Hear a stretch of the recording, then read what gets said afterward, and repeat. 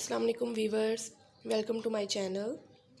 Okay, आज मैं आपको जो बताने जा रही हूँ वो है एक हेयर मास्क जिससे आपके बालों की रफनेस और फ्रिजनेस रिमूव होगी। फ़र्स्ट ऑफ़ ऑल आपको जो इंग्रेडिएंट्स चाहिए इस टिप के लिए वो है बनाना डिपेंड करते हैं आपकी हेयर्स की लेंथ पे। अगर आपके लॉन्ग हेयर्स हैं देन यू टेक 2 बनानास, और अगर आपके शॉर्ट हेयर्स हैं या शॉर्ट टू मीडियम है तो आप एक बनाना भी ले सकते हैं। इसके साथ हमें चाहिए होगा हनी आप 1 टेबल स्पून भी ले सकते हैं और 2 टेबल स्पून भी ले सकते हैं, जैसा कि आप देख रहे हैं। इसके साथ हमें चाहिए होगा कोकोनट ऑयल, कोई भी कोकोनट ऑयल आप यूज़ कर सकते हैं। ये हम ऐड करेंगे 2 टेबल स्पून। अब हमें करना क्या है, पहले हम इन बनानास को पील करेंगे और छोटे पीसेस में कट करेंगे। ये देखिए, जैसा कि मैंने बनानास को स्मॉल पीसेस में कट कर लिया है। अब मैं इनको क्या करूँगी, इनको मैं स्क्वीज़ करूँगी। एक नेट क्लॉथ लेंगे आप, कोई भी जालीदार कपड़ा होना चाहिए ताकि इसका कोई भी क्लम्जी लुक ना आए। अगर क्लम्स रह जाएंगे, क्लम्स बन जाएंगे तो क्या होगा कि वो आपके हेयर्स में स्टिक होगा। ठीक है, तो क्लम्स को रिमूव करने के लिए हम इसको या तो ब्लेंड करेंगे जूसर में, आप चाहें तो जूसर में इसको अच्छे से ब्लेंड कर लें, नहीं तो आप इसको नेट क्लॉथ में से जो से स्क्वीज़ करेंगे तो इसका बहुत अच्छा मटेरियल निकलेगा जो आपके बालों में स्टिक नहीं होगा। तो अभी मैं आपको दिखाती हूँ कि हम इसका स्क्वीज़ हुआ मटेरियल किस तरह से होगा। ओके वीवर्स, ये देखिए मैंने बनानास को स्क्वीज़ कर लिया है। ये इस तरह की लुक कुछ आएगी इसकी। और ये देखें, इस बिल्कुल भी क्लमसी नहीं है, इसमें कोई जो सा है आपको बनाना के पीसीज नहीं नज़र आ रहे हैं कि जो आपके हेयर्स में स्टिक हो जाए। तो अब हम क्या करेंगे, यही चीज़ हमारे हेयर्स को बहुत ज़्यादा ग्लॉसी बनाएगी। देखिए, अगर आप चाहें तो इसको ब्लेंड भी कर सकते हैं, लेकिन ब्लेंड करने से आपको वो रिज़ल्ट नहीं मिलेगा जो कि आपको स्क्वीज़ बनाना से मिलेगा।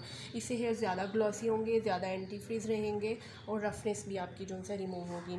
ओके, अब हम इसमें क्या करेंगे, पहले हम इसमें 1 टेबल स्पून इसमें हम ऐड करेंगे हनी।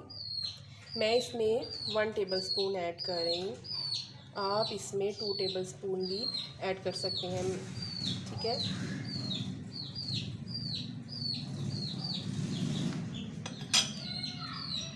अब इसमें मैं लूँगी 2 टेबल स्पून कोकोनट ऑयल। इसी स्पून को मैं यूज़ करूँगी। 1 टेबल स्पून